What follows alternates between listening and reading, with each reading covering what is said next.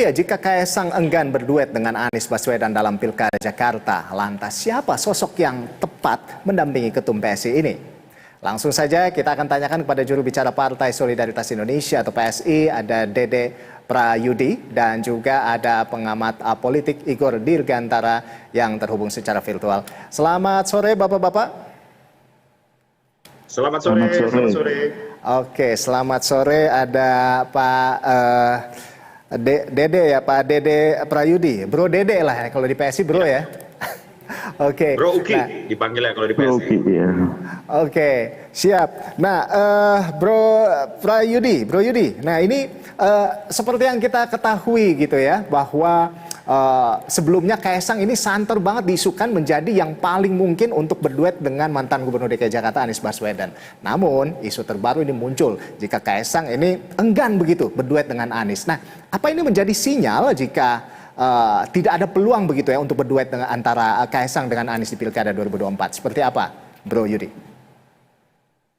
Ya, peluang itu belum ditutup ya. Peluang itu juga belum dikunci, dalam artian belum tentu Pak Anies, juga belum tentu bukan Pak Anies gitu untuk berduet dengan Mas Kaisang, karena semuanya masih berproses ya.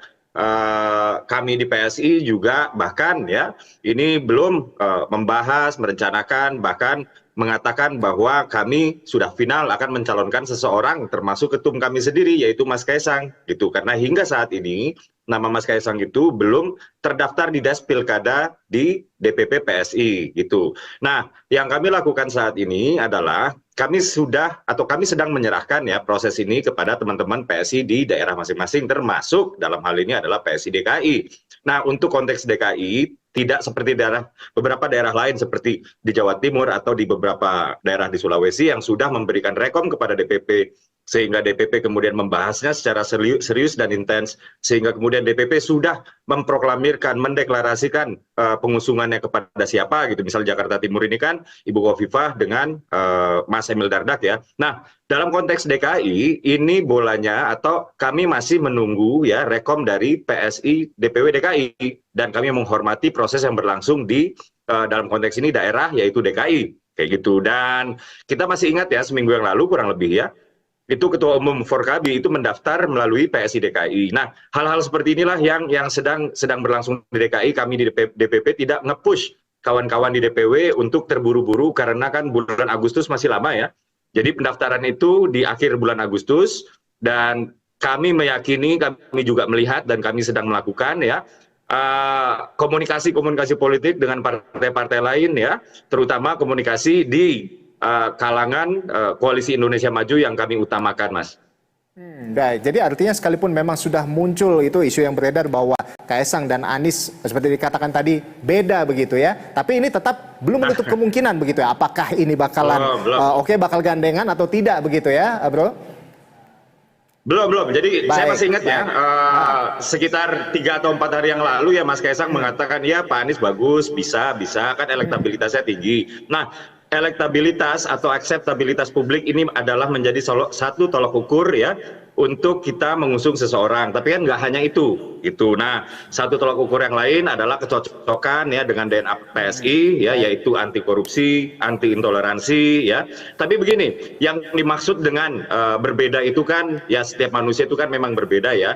Tinggal bagaimana kita ingin memasangkan gitu ya seseorang dengan orang lain dalam konteks pilgub ini. Apakah kemudian kita ingin misalnya memasangkan yang misalnya nih ya basis pendukungnya si A itu adalah kelompok yang ke kiri, misalnya basis pendukungnya si B adalah pendukung kelompok yang ke kanan. Nah, ini kan berbeda tapi kan bisa saling melengkapi gitu ya.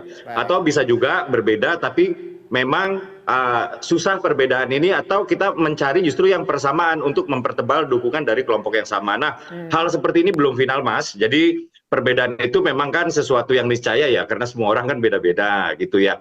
Tapi mungkin yang dimaksud Mas Kaisang di sini adalah basis pendukung ya, basis pendukung antara Pak Anies ya dengan Mas Kaisang apabila memang nanti misalnya putusan MA ini sudah menjadi PKPU. Nah, ini baru kami akan membahas ya, apalagi terlebih DPW sudah memberikan rekom. Nah, ini baru juga kami akan membahas Dan kalau memang seperti itu ya mungkin maksudnya adalah berbeda basis pendukung Baik. gitu. Tapi Jadi satu hal yang artinya, pasti ini semua masih berproses, semuanya masih berlangsung, peluang belum ditutup dan belum iya. dikunci.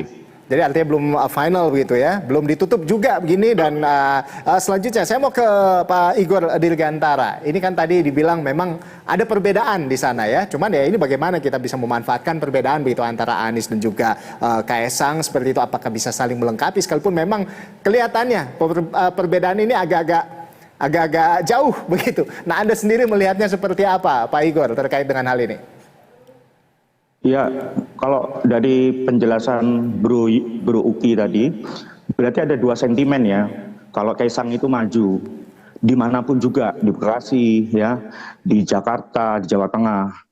Pertama, itu sentimen negatifnya kan yang dibangun itu kan politik identitas, politik dinasti. Sementara Anies, waktu di Pilpres 2019 itu politik identitas. Jadi ini kolaborasi antara politik identitas dan politik dinasti, dan itu tidak menguntungkan gitu ya.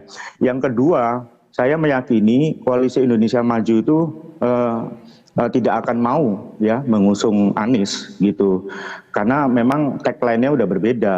Jadi kalau misalnya duet Anies dengan Kaesang mau perubahan atau keberlanjutan itu juga kebingungan. Tetapi dari keterangan Bro Uki tadi menarik gitu ya, betul berbagai survei itu menunjukkan bahwa jika pasangan itu ya basis pemilihnya berbeda, itu bisa meningkatkan, itu sisi positifnya, ketimbang basis pemilihnya sama, itu tidak akan menambal suara. Begitu ya. Tetapi saya ingin mengatakan gini, Anies itu di Pilpres aja kalah gitu ya. Ngapain juga dia turun tingkat di Pilkada, mungkin untuk menjaga probabilitasnya dia kemungkinan nanti di 2029. Itu pertama ya. Yang kedua, saya menduga ya, saya sedang research juga ya terus-menerus untuk melihat apakah Habib Rizik dan PA 212 itu akan mendukung Anies nanti jika misalnya dia maju di Pilgub DKI Jakarta. Nol itu kemungkinannya. Jadi potensinya PA 212 atau Habib Rizik besar kemungkinan tidak lagi mendukung Anies Baswedan gitu. Baik. Besar kemungkinan tidak akan mendukung Anies Baswedan. Kita ke Bro Uki lagi, Bro Uki. Jadi kalau misalnya tadi disampaikan juga itu nggak menutup kemungkinan begitu ya untuk dengan Pak Anies, tapi mungkin juga tidak dengan Pak Anies begitu ya. Lalu ada sosok siapa lagi nih kemungkinan yang akan bergandengan bersama dengan Kaesang Pangarep? Apakah mungkin RK atau seperti apa tanggapan Anda?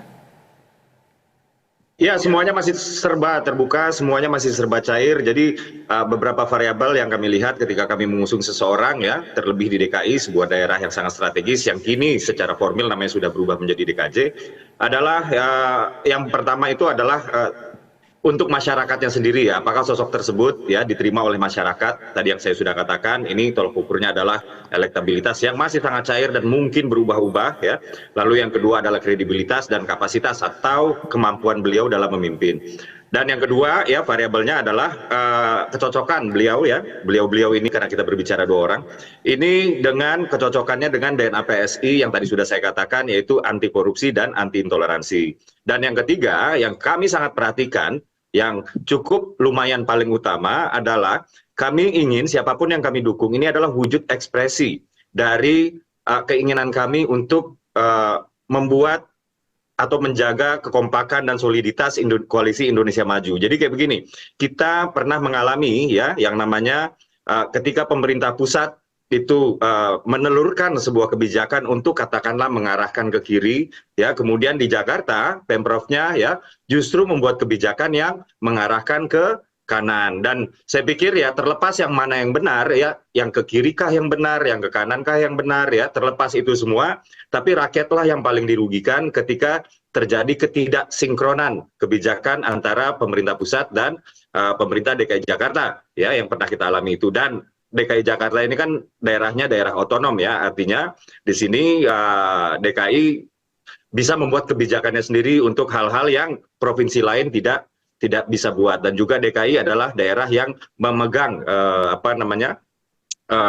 anggaran penuh ya, tidak seperti daerah-daerah provinsi-provinsi lain yang bukan daerah otonom. Nah, inilah pentingnya dia kenapa kita harus membuat ya pemerintahan Pemprov DKI nanti atau DKJ nanti ya, Jakarta nanti itu betul-betul merupakan turunan dari kekompakan kami di Koalisi Indonesia Maju, Mas. Baik, kita ke Pak Igor. Pak Igor, kalau mau melihat yang paling cocok dengan value atau DNA-nya PSI tadi yang anti korupsi, anti intoleransi, kira-kira siapa nih dari seorang pengamat politik melihatnya? Pak Igor, silakan. Ya, banyak media sudah menanyakan. Saya udah jawab itu Ridwan Kamil, ya. Ridwan Kamil dan Kaisang. Baik. Paling cocok RK. Problemnya Alasannya kan kenapa di tuh, Koalisi Indonesia. Ya alasannya itu tadi yang disebut Bro Uki itu, ya kan, bahwa RK ini dia intelek ya, nggak jauh beda dengan Pak Anies ya, gelarnya juga sama, dia sampai Serata 3 ya, lalu dia juga gubernur yang sukses masing-masing ya, tetapi RK ini dia nggak pernah menggunakan politik identitas gitu ya jadi ada rekam jejak ya dari Anies ini yang misalnya ya itulah dulu kasus-kasus seperti itu. Nah, tetapi saya melihatnya ya nanti Pilkada DKI Jakarta itu lebih dinamis karena ada tokoh yang bisa menjadi jalan tengah untuk misalnya membuat Pilkada DKI Jakarta itu berjalan secara lebih baik, yaitu Prabowo, presiden terpilih. Itu nggak bisa dibungkiri, dia jalan tengah karena dia terpilih itu kan kalau kadrun itu milihnya ke Anies ya waktu Pilpres, kalau cebong itu kan milihnya ke Ganjar kan gitu. Nah, Pak Prabowo jalan tengah. Nanti juga kalau misalnya politik identitas itu muncul di Pilkada DKI Jakarta, Pak Prabowo yang paling bisa memutuskan misalnya siapa yang layak gitu ya. Tapi kalau saya sendiri ya Ridwan Kamil dan Kaisang. Kenapa? Ya kalau Gibran itu bisa jadi cawapresnya Pak Prabowo, maka Kaisang juga bisa menjadi cawagupnya Ridwan Kamil. Kan itu yang ditanya itu ya, siapa yang cocok? Bukan Anies yang cocok. Makanya saya bilang di Pilpres saja kalah kok gitu, ya kan gitu, dan potensi dia tidak didukung lagi oleh dulu kekuatan yang menggunakan politik identitas seperti PA 212 itu juga ya karena ada Pak Prabowo di situ nanti gitu, yang dia lebih bisa memainkan strategi catur yang jauh lebih cantik gitu. Baik, Pak Igor. Jadi kalau dari Pak Igor, RK lah ya, bersama dengan Kaisang Pangarep. Baik, terima kasih banyak sudah bergabung bersama kami. Ada Bro Uki tadi, Dede Prayudi, selaku juru bicara PSI, dan juga Igor Dirgantara selaku